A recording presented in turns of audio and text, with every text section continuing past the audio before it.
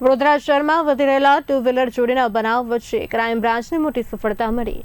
વિશ્વાસ પ્રોજેક્ટ અંતર્ગત સીસીટીવી અને ટેકનિકલ સર્વેલન્સને આધારે પોલીસે વાહન ચોરી કરતી ગેંગનો પર્દાફાશ કર્યો છે। પોલીસે અમદાવાદના 63 વર્ષીય આરોપી મુનાફ હુસૈન શેખની ધરપકડ કરી છે, જેની પૂછપરછમાં ગુજરાતના અનેક જિલ્લાઓમાંથી 21 જેટલા વાહનોની ચોરીની કબૂલાત સામે આવી છે।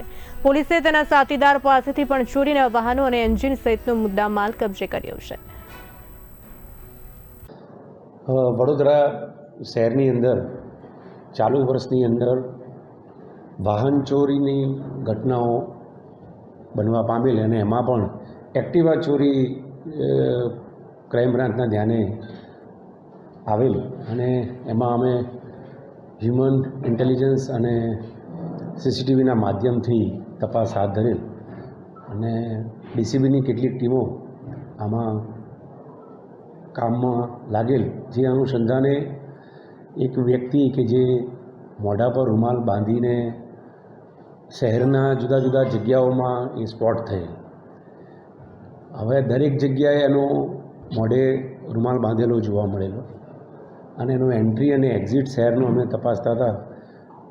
વિશ્વાસ પ્રોજેક્ટના જુદા જુદા સીસીટીવી અમે સંખ્યાબંધ તપાસ્યા અને એમાં એક વ્યક્તિને અમે ક્રાઇમ બ્રાન્ચે આઈડેન્ટિફાઈ કર્યો। આ વ્યક્તિને અમે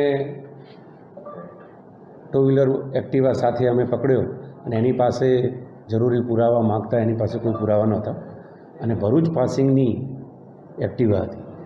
એની પાસે બીજી ઝડપી દરમિયાન 7 એક્ટિવાની ડુપ્લિકેટ ચાવીઓ પણ અમને મળી આવી, જેના પરથી અમને પ્રસ્થાપિત થયું કે આ વ્યક્તિ ચોર જ છે અને એની પાસેની એક્ટિવા પણ ભરૂચથી ચોરાયેલી।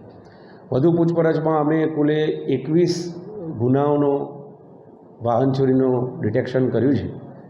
એ એક્ટિવા જ ચોરી કરતો હતો અને આ વ્યક્તિનું નામ મુનાફ હુસૈન શેખ છે કે જે અમદાવાદ જમાલપુર